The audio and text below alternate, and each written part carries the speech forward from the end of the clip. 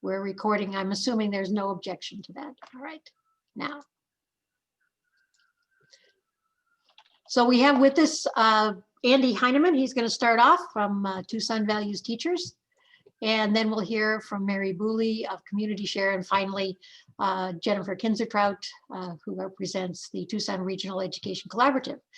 And we'll have a short Q&A after that. By the way, there's a chat button that you can press. If you have a question, put them out there so that we can keep track of them. And I'll monitor the chat that's going on and bring those back later. And then we'll have some AAUW announcements. I'm glad to say that Lori Sheldon is going to talk about our own educational initiatives. And finally, I'll talk about upcoming meetings and some other branch miscellaneous duties that we have. So that's the agenda for today. And with that, I'll turn it over to Andy. I'll stop sharing. I have to stop sharing before you can share. I forgot.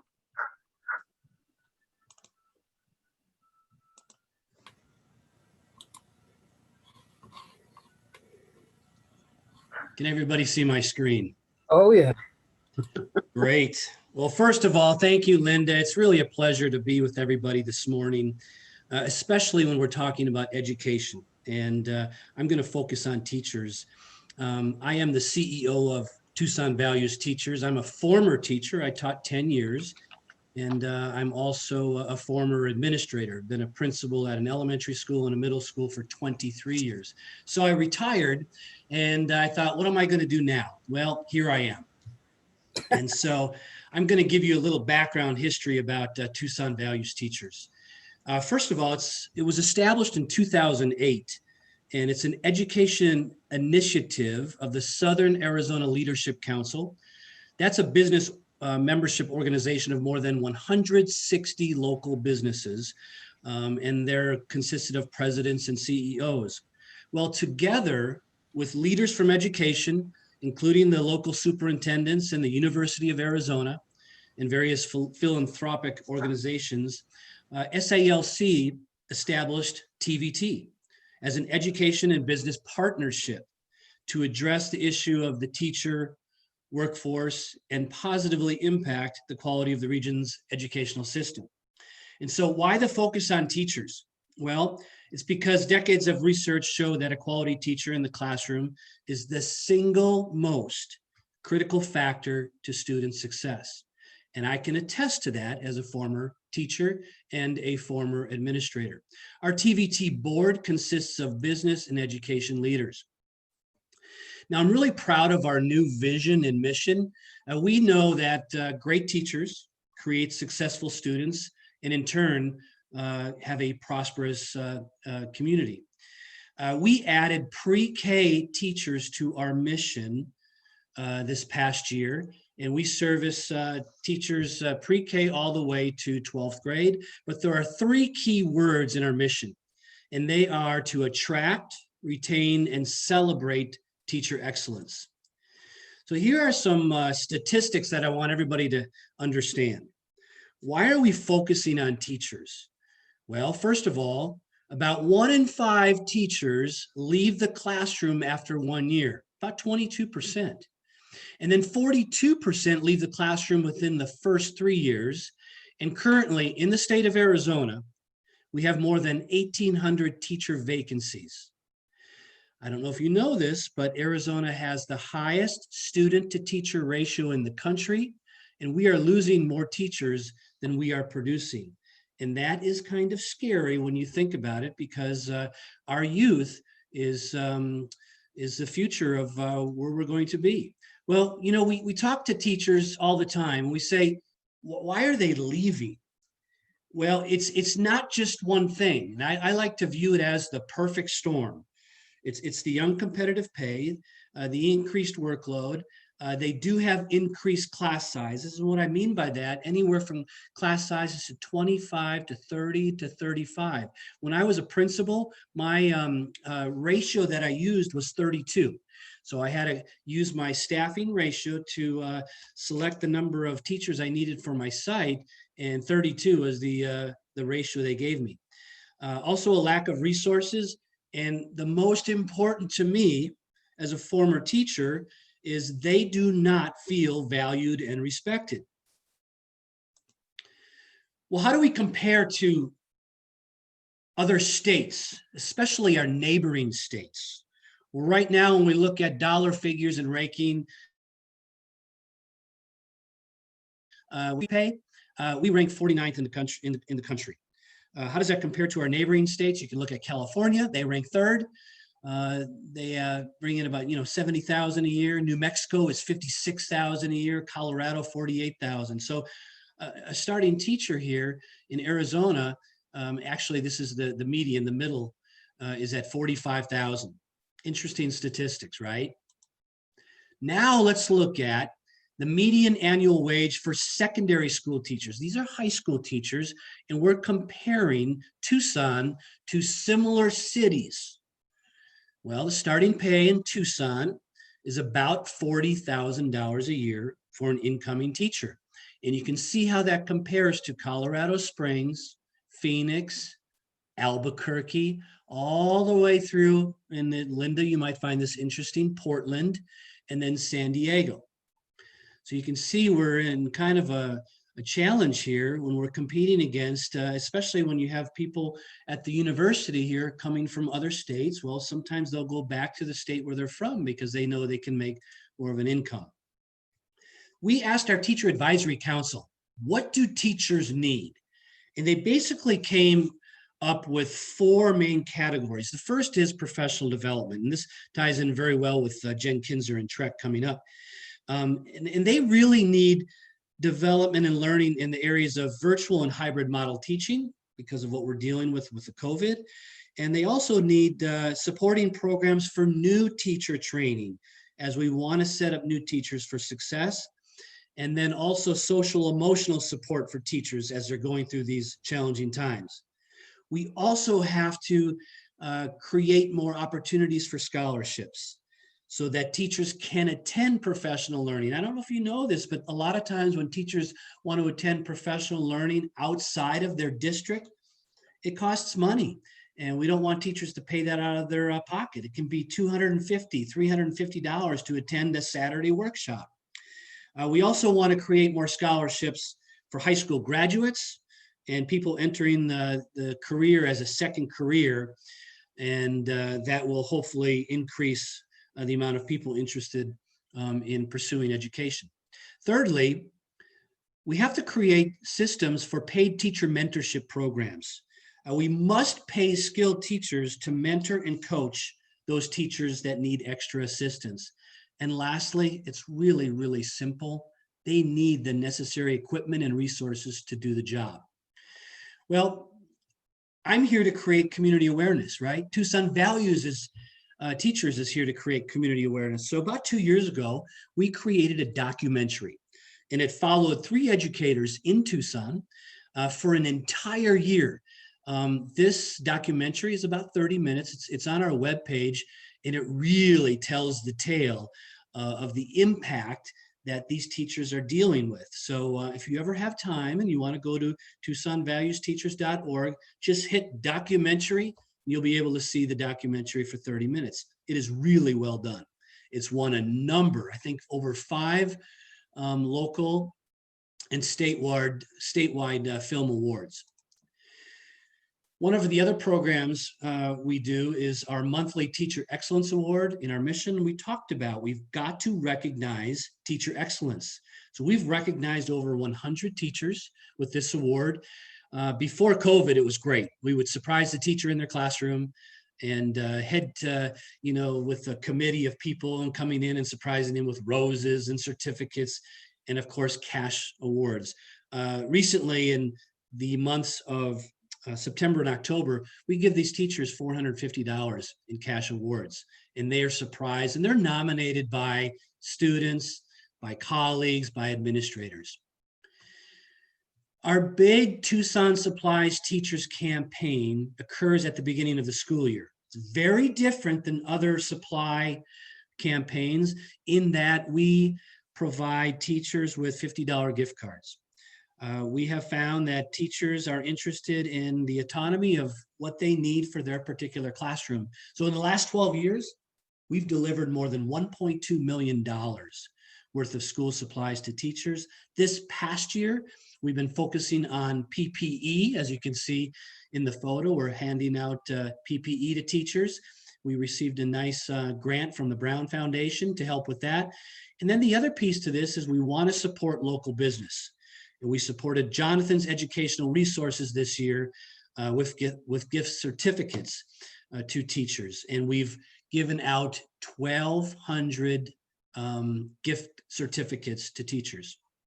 We also have business partnerships, and I talked about that at the beginning. We have a teacher discount card, so when teachers have this card, they can go into over 100 businesses in Tucson and the Tucson region, and the Tucson business can give them discounts on whether it's services or supplies.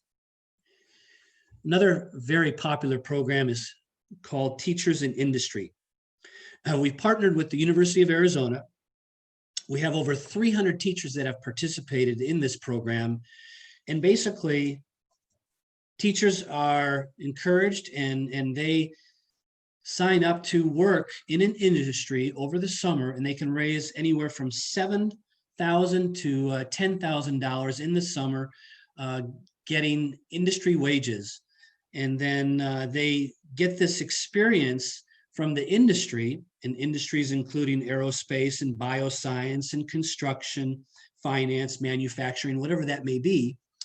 And then they can bring that experience back to the classroom. So it's a win-win, not only for the teacher, but also for the industry. And the industries have indicated that teachers are some of their best employees.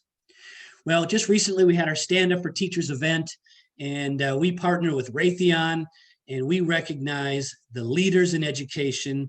Here are the recent winners from this particular event, and representation from all over the city. This is a couple photos from last year's event. Dan Mares was our MC last year. We had it at Ventana Canyon. This past week, we had it at the University of Arizona. It was a great event. It was kind of a hybrid event, so we did it virtually as well. But again, it's all about celebrating teacher excellence.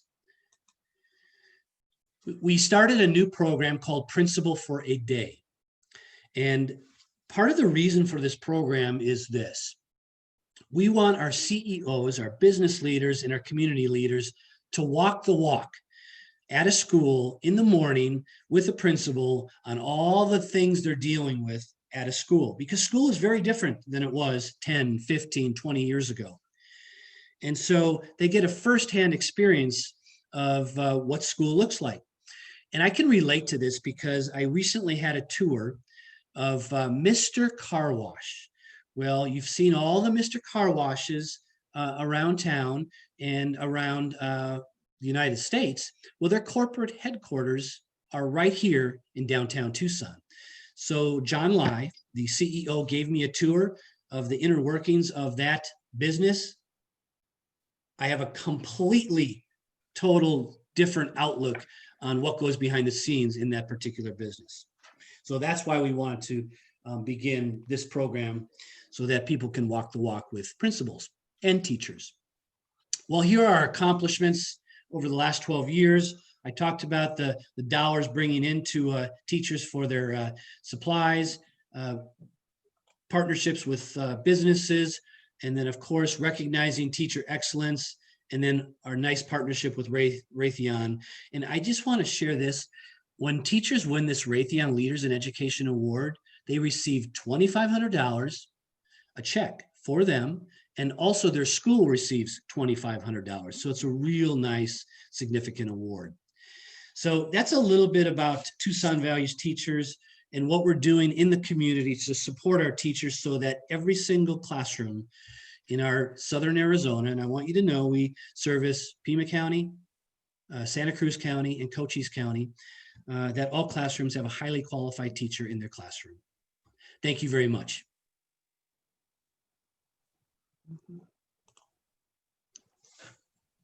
Thank you, Andy.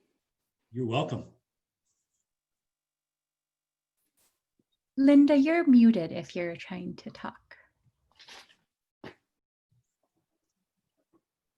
Thank you. Andy, thank you very much for that great overview. First of all, setting the stage in terms of the state of education, here in Tucson and the state of teachers' pay, et cetera. And obviously 33 years in public education has well qualified you to be heading that wonderful organization that's doing so much for our teachers. So we really, we thank you not only for being here, but for your service. Thank you. Next, we're going to talk to hear from Mary Booley. Mary, just to give you a little bit more background, well, she taught in the school system for 11 years, including being a kindergarten teacher. She also has spent 20 years in various capacities at the University of Arizona. She told me that she writes herself into grants. That's how she keeps moving from one department to the other. But even more so, when I talked to her, I thought her philosophy of teaching is something that all of us might aspire to, which is setting the student up for success. So, that's a little bit, that's a way to really provide the background that I'd love to have all of the teachers who are lined up with that. So Mary, I think I have your movie queued up. Do you want to say something before the movie while I try to get over there? Sure, that would be great. Or I've got it queued up too if you have any issues. Good morning, everyone. I'm happy to be here. And yes, my favorite joke is that when I retired from the U of A and TUSD, I had 3 employers and 5 funding streams. So I managed to get involved with in a lot of different ways. I've been happy this last, really since COVID hit. I've been a friend of Josh Schachter, who's the founder of Community Share, for really since he was envisioning it 6 years ago. And this last 6 or 8 months, I've really been able to connect even more into the work and the project. We thought we'd share this. Video is about 4 minutes, and it really captures the essence of what Community Share is better than I can explain. And then after that, I'll give you a couple ideas to extend that and to really invite you to become a community partner. And I did on Friday. You'll find my profile in there when you go to work on Monday, Mary, after we talked. That's awesome. I have to make sure, I'm sharing with sound. That was a problem on one broadcast. So I've got that queued up. Let's see how this goes. Okay.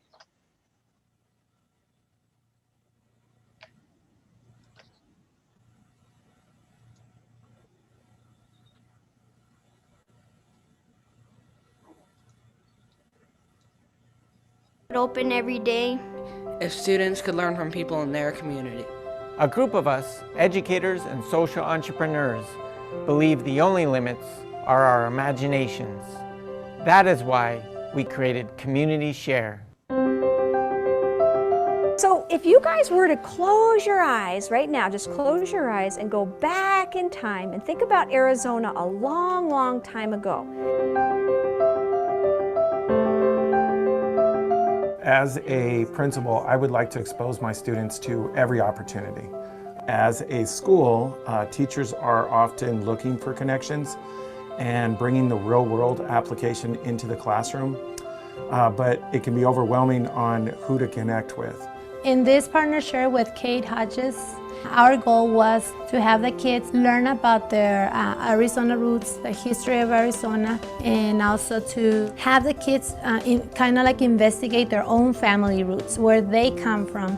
When we supplement that learning with a Community Share partner, can't be better than that. Community Share is an initiative that is reimagining the relationship between our communities and our schools. Through our online platform, Community Share matches the skills, passions, and expertise of individuals and organizations with the needs and goals of educators in Arizona. Teachers create online profiles indicating the expertise that they want to bring into their classroom, while local community partners indicate the skills and experiences that they want to share. Teachers can find matches and invite community partners as guest speakers, mentors, project collaborators, and more. Well, my name is Joe, I'm a maker, I'm a bit of an engineer, and a bit of an artist. So we make sculptures. We did this for a freeway overpass in San Antonio, Texas. We call it Ballroom Luminoso. You know, I remember all the people who took an extra moment of their lives to show me into their process of thinking, and I found that very valuable. So this is our office. Working with kids brings you back to reality. It brings you back to a less filtered, more immediate type of way of interacting with the world. I think it's valuable to kids to see up close how adults work. Students really need to be able to see the range of careers that they can get into, and oftentimes teachers don't always know that full range of careers or the pathways to get to those careers. And so Community Share brings in partners who can explain their story. How did they get to where they're at? So to be able to have the potential of thousands of resource entries like this to serve the thousands of teachers, it's just going to be invaluable. We will be able to truly, for the first time, bring people together from the University of Arizona with the greater K-12 community. That is something that's never been done before and something that needs to start happening. We all live in the desert. Community Share is a gift, or as we say in Spanish, un regalo, un gran regalo. Join the Community Share family today by creating a profile at communityshare.us.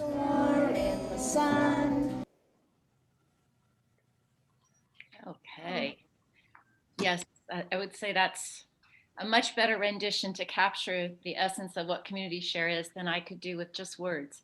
I guess I would just follow it up a little bit with Josh. He's probably one of the most humble people I've ever known and worked with, but he is a visionary. This is intended to be a movement, not just a program.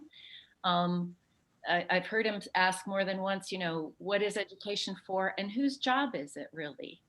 And I think especially with the pandemic and the way it has kind of smashed open so many things, this idea that these silos and isolation between schools and the community have never been helpful.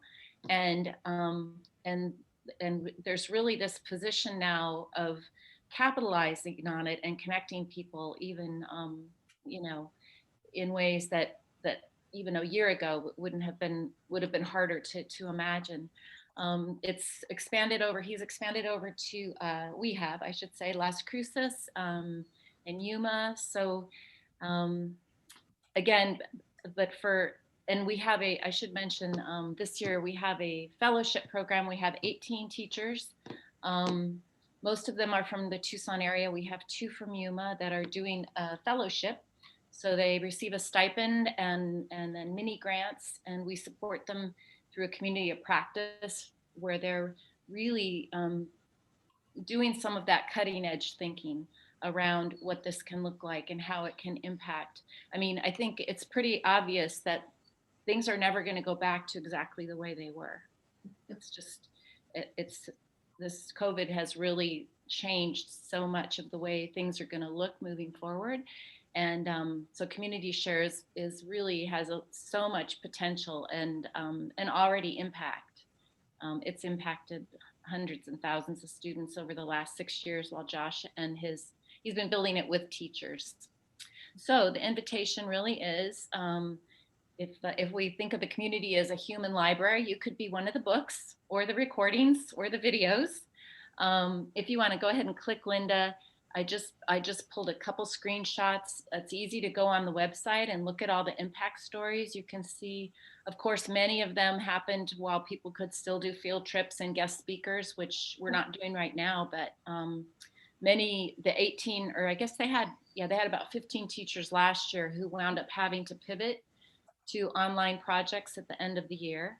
And so anyway, I would invite you to go look at the impact stories. And then if you want to click one more time, Linda, this is a screenshot of the page that would be the place to go, and not just you, but your friends and relatives, your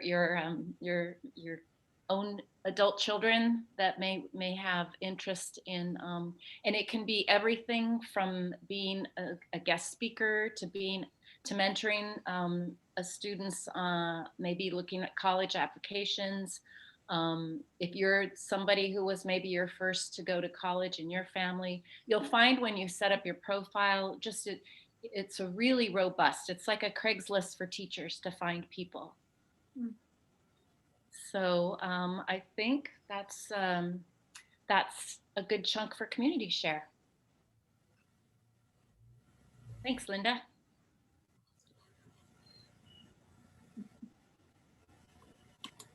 Dan, yep, got it. Thank you. I think what we're getting is we're getting this wonderful window, right, on what's happening in the world of education and the support of education here in Tucson. And we're going to finish in terms of outside speakers with Dr. Jennifer Kinzertraut. And Jennifer, you're director of the Tucson Regional Education Collaborative, which is a fairly new venture. I think you're going to talk about the origins of that. And you have a lot of experience in being a visiting professor at NYU and teaching master's level courses, and just what a wonderful background you have in education. And now I have to say, it's been such a pleasure to work with Jen. She and I have been working together, I think, since the April or May timeframe. And you'll see some of the results of that when Lori talks about our own educational initiatives. But it wouldn't have been possible for us to do that work without you, Jen. So thank you very much. And you're going to do your own slides too, I think, right? So take it away. Thank you so much, Linda. I really am happy to be here and share the work of TREC. And Linda, I do just want to remind you, interrupt me if my internet acts up at all, and I will fix it. Yeah, well, we know you'll either move or you go to the phone, and then I have your slides for backup, so we're on. Perfect, great. And I do just want to share that I was a high school math teacher for 10 years before I got my PhD in math education. And so I know all sorts of things about the classroom, and I miss teaching, but I'm really happy to be in the role that I am right now. And so I'm going to pull up my slides and introduce TREC to you all. And let me just get it set up the right way. All right, Linda, can you see it, or do you see the different display? No, I'll see only the slide. You're fine. Perfect, thank you. So I am now where I want to be. The basics of TREC. We exist because we really want to work together to support the professional development of teachers in the Tucson region. We are supporting teachers who work with children birth through 12th grade. And we're working to leverage the region's resources, not recreate the wheel, and then fill in gaps where needed or where necessary. We officially will launch July 2021. And let's see how I move. There we go. All right. So first, who is TREC? It stands for the Tucson Regional Educator Collaborative, and it's a collective to really support teachers. It was created and kind of launched by the University of Arizona's College of Education and 29 local organizations. This includes teachers, schools, school districts, early childhood professionals, higher education personnel, and PD providers. And we're really striving to be teacher-led. All committees and working groups and retreats have a large number of teachers. And I should say, two of the local organizations we're working with are TVT, Andy, and Community Share with Josh. Why TREC? And so both, I think Andy really hit on this. Teachers need more support around PD, particularly they need some more choice. We focus on differentiated instruction for students, but we don't always think about differentiated PD for teachers. And the challenge with this is that schools and school districts really lack resources and time to meet individual needs right now. Since the recession of 2008, school districts have had to make tough choices over who actually will get funded for PD and what areas they focus on. And so in response to this, and to offer teachers the support they need to continue their learning for their classroom, we really need to bring teachers together and link them to a network of PD providers and really optimize the regional resources. And so, as Linda said, this is a really new initiative. We began in the fall of 2018, and we started because a funder from the Community Foundation of Arizona came to Bruce at the University of Arizona College of Education and said, we have a donor that wants to support PD in the region, and they want to make sure it's done purposefully. And so they had funding to provide TREC with a 10-month planning cycle. And so that planning year was 2018, 2019. And we formed a planning design group, and we created 6 different surveys, and we surveyed almost 1,400 teachers and 200 principals, early childhood directors, and PD providers. And we used that information for a 2-day design charrette retreat. First, what did we find in our research? And so we found that about a quarter of the teachers that completed the survey have looked for PD, but not been able to find it. The most prominent piece of PD that they weren't able to find was content-specific related PD. And we are hoping that our new website will help them connect to the region's resources around that, as well as the region's resources around special and exceptional education professional development. We found both from teachers and principals that there was a big need around social emotional professional learning. And since that really cut across all grade levels, that was where we decided to focus. And that was prior to the pandemic. And so it is particularly necessary right now. And then connecting to what Andy said, teachers often have to pay out of pocket for out of district PD. And we found that the majority of teachers won't pay over $50 for PD. And so like Andy, we know it's important, like TVT, we know it's important to ensure that there's funding and scholarships for these learning opportunities. So after we did the data collection, we used that data and invited 3 national experts to Tucson to bring in new ideas. And we tasked them with presenting what they would do if they were in charge of creating this collaborative. So those 3 experts presented to over 50 educators, including 25 teachers. And those folks really took apart the ideas and worked to develop the design for TREC, what we really needed in the region. And so we worked to create a plan, which really focused on the things we started in planning year, the following year, which was focused on building capacity. And so last year, or 2019, 2020, we started our first year of capacity building. And we really focused on key components from the data collection and the planning design year. And so we knew that we needed to be purposeful in how we formed. And so we created working groups, and we created a structure to really support TREC and make sure that we were meeting the needs of the community. And I'm just going to bounce to what the current structure is and then bounce back. But right now we receive overall input and guidance from both our advisory board and stakeholder meetings. And so those stakeholders, we have 3 meetings once a semester with PD providers at the district level, teachers, and then PD providers in the region. Those groups really kind of help advise and shape the work that we're doing. And we have 4 working groups. One of them is funding, which Linda is on, and they're responsible for a long-term financial plan. We have the website working group, which is responsible for building the website, and the teacher leaders, which are responsible, the teacher leader working group, which is responsible for supporting the teacher leaders, and also the development of the June Summit. And then the planning working group, which supports the June Summit and any webinars or retreats we do. The second thing that we decided was a priority from the planning year was teacher leader opportunities. So teachers really want leadership opportunities where they don't necessarily have to leave the classroom, but they want to be able to build leadership while staying in the classroom. And I'll talk a little bit more about the teacher leaders in a minute. And we also designed a website hub, and we held the Social Emotional Learning Summit. It was a virtual webinar series. We were supposed to have a June day, but we turned it into a May series of webinars. And I'm just gonna, yes, I'm gonna focus here. I thought I had a slide with the webinar series, but Linda is gonna send out some documents later, and I will highlight a couple of the key webinars that just were really, really supportive of the community and really found a lot of interest from teachers.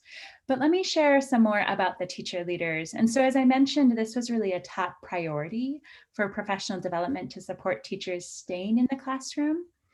It is a cohort program, and it's a 2-year cohort program. The first year, the teacher leaders need to define a need. And so they need to think about, what is missing in our community? What do teachers need right now? And how can we then address that need in the second year? Both years, the teacher leaders work together to create and develop the June Summit or the webinar series. Last year was the first year we did this. They were the pilot cohort. They started in 2019, the fall, and will continue until the end of this school year. There's 8 teachers from 7 districts and 1 charter school.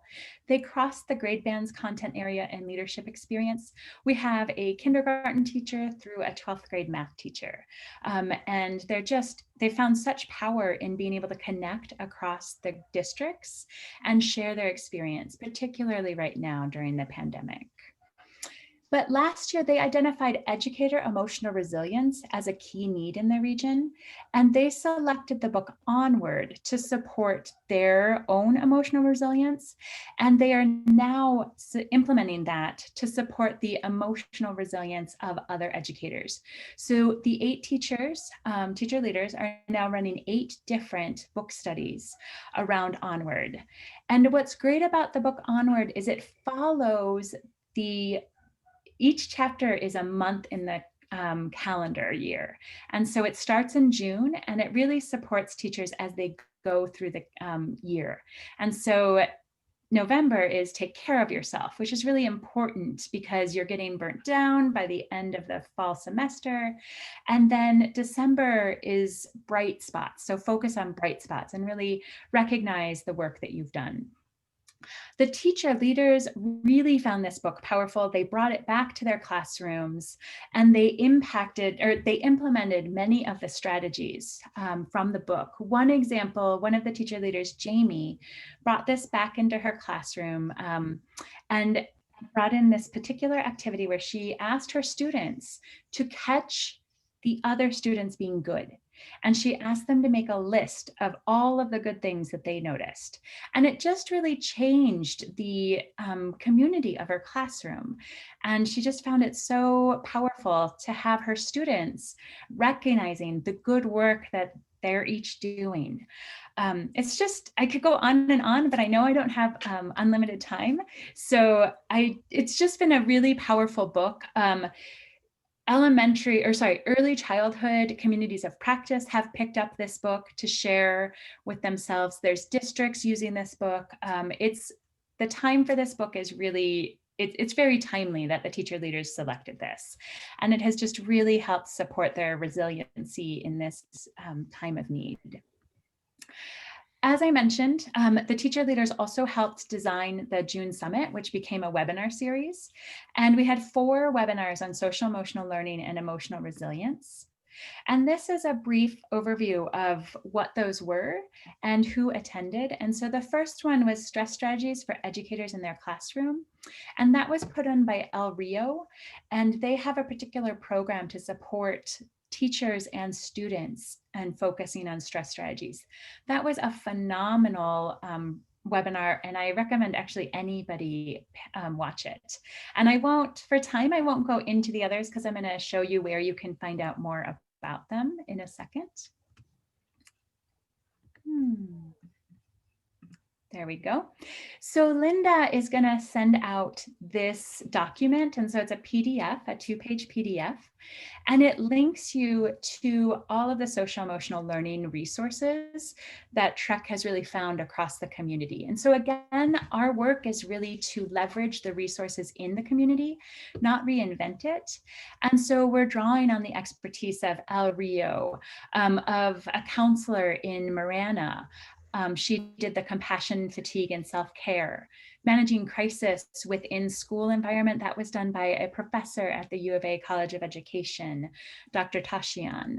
And drawing on Playformance, who they are a group downtown that really help engage students in physical activity. And then I would recommend this bottom one, Managing Transitions, Making the Most of Uncertainty. This was done by Mary Boulay in the fall. And it was just a great presentation and recorded webinar now that really supports anybody in trying to make sense of this. It was targeted to educators, but I really appreciated the framework she used, the Bridges framework. And then the second page, if you know teachers, you should share this resource with them, but it shares our upcoming events. And so in November, Coach Kevin and Coach Anna from Playformance are doing a webinar on filling the teacher well to support emotional resiliency and to tie into the Onward book. And then in December, we are doing a Trek Educator Celebration. And we are focusing on gratitude for teachers. And we're partnering with Ben's Bells to do a virtual gratitude wall. And we'll send you that flyer as well, if we can get that distributed across the region and really help teachers recognize how much we appreciate their work right now. And this is just the resources I went over again. And I just want to wrap up by kind of highlighting the work that we're doing this year. And so year 2 of building capacity, we launched our new website platform on September 14th. And this is really, the goal of this is that it takes too much time for teachers to find resources for professional development. And this is really to help teachers identify the region's resources. They can filter and search specifically for what they're looking for. It's trecarizona.org. If you know of any organizations that aren't on there yet, please let me know and we would like to add them.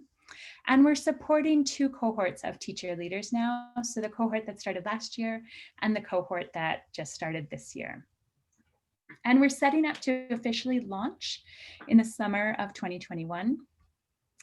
And we're working on developing a sustainable funding model right now to make sure that we are here for the long term. So just in summary, TREC is really working to build professional development capacity in the region by connecting educators to quality PD resources and to help educators use these resources. And we're developing teacher leaders so that leaders can stay teachers and don't feel that they need to become administrators. We do need strong administrators, but we want to make sure that if we have teachers who want to stay teachers, they can and still gain that leadership skill. We're working to build community. And then the long-term goal is really to increase teacher retention and support teachers staying in the field longer. Thank you so much. I know that was a lot of information briefly, but we're excited to see where we go in the coming years and just really enjoy working with the community.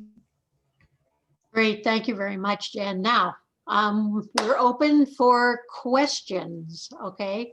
I have a kind of a question in my mind for all 3 of you, which is, how do you quantify your impact? So how many people, have you served overall? I think Andy had some of that data in there, but, I just want to get a feel for, 3 organizations, and none of you are huge. Jennifer's part of U of A, but she's a small part of U of A. What's been the impact of the things that you've been working on, let's say, in the last year? So who wants to start? Oh, Andy will. I'll start very quickly. This past year, we've been focusing on a new strategic plan. So we did adopt the new vision and the new mission and so on, but now we're really getting deep into goals and objectives, and we're using metrics to determine what impact are we really having, right? Boy, wouldn't it be awesome if every classroom in our region had a highly qualified teacher in front of those kids. Mm-hmm. So I'm looking at making sure that the vacancies in our area decrease. Because if vacancies decrease, that tells me, hey, we're making some kind of an impact. So that's one thing I'm looking at. And then I'm also looking at, why are our first year teachers leaving And so we're looking at making sure we have enough data to say, okay, are we helping our first year teachers? Are we setting them up for success so they stay in the classroom? And Jen talked a little bit about retention. We must retain new people coming into the profession. So those are the two pieces we're really looking at. Great. Okay. How about Mary? I think what I would speak to, what comes to mind with Community Share is as the platform is building out, it's designed to really capture the stories, the numbers, so that people in systems can see how many teachers, how many students, and I think I would go back to the idea that sometimes we do think of the impact is about numbers, and it's about stories.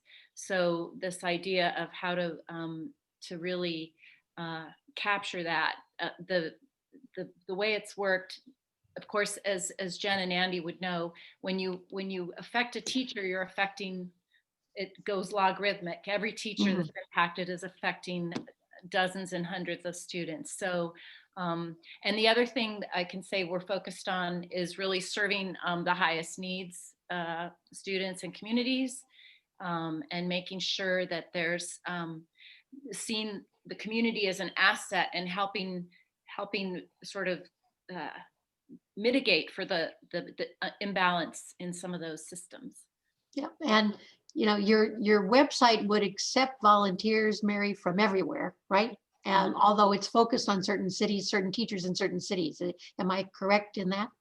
Yeah. Yes, I think it'll be interesting to watch, because there are conversations going on with people all over, not over just the United States, but other countries as well.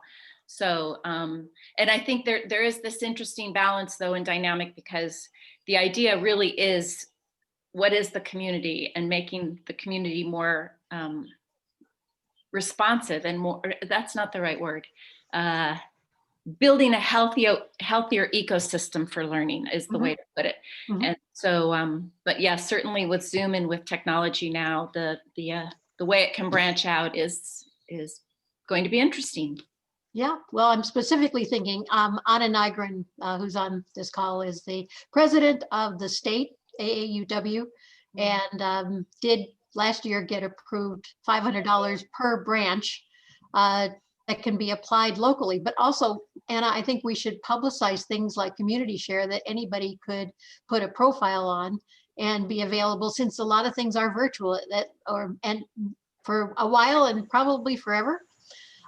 So we'll try to make that happen if I have Anna's agreement. She can nod or speak, or she's saying yes.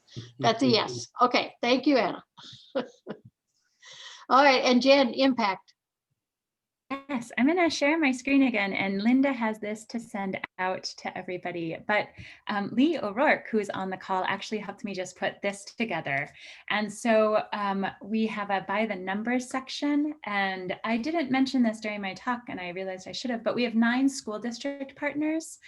And during our social emotional learning webinar series, we provided, or teachers earned, over 1,000 professional development recertification hours. And there were 1,355 attendees at the webinar series. And I'm not sure, we need to do better calculating the indirect impact, but I believe that had an indirect impact on over 10,000 students. And so it's a tricky thing to capture, but it is true, you know, each time you support a teacher, that has an impact on the students. And 18 teacher leaders and 21 professional development partners. And so we are so new, we're just trying to figure out the best way to capture our impact. And we are looking forward to seeing the impact of the website in the coming year, and kind of seeing how that allows teachers to connect and PD providers to increase their impact in the region. Great. Thank you very much, Jen. And are there other questions? Everyone's been very attentive. Andy has a question for somebody. Well, it's not a question. I wanted to give some good news. You know, we talk about people entering the teaching profession. And here are the numbers from the University of Arizona in the College of Ed. And each one of these tiers I'm going to talk about have increased, even with the COVID we're dealing with. So entering the College of Ed, the bachelor's programs, last fall, there were 911 students. This current fall semester, 923. So it's gone up a little bit. Master's programs in the College of Ed, last fall, 381. This current fall, 422. And lastly, doctoral programs, last fall, 316. This fall, 340. So if we can continue that trend, we're getting more people to enter these programs. Now let's get these people to stay in the Tucson region, right? Good idea. That excellent, Andy. And you know, the AAUW Tucson branch has a scholarship fund at the College of Education. So we try to support those people coming in as well with some financial assistance. And Balika Baker, who I just saw down there, is the one who's been helping us to manage that. And Leo Rourke too, you're invaluable in terms of our contact with the College of Ed. So we really appreciate that. We've been sitting for about 50 minutes. Lori is next, so she's going to get all anxious, but I thought I'd give us 2 minutes stretch break.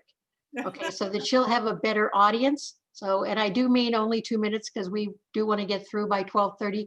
But if everybody wants to take a 2-minute, you know, get up, stretch, walk around, recycle, whatever is required. I'll see you back in 2 minutes. Okay. Okay. Take off.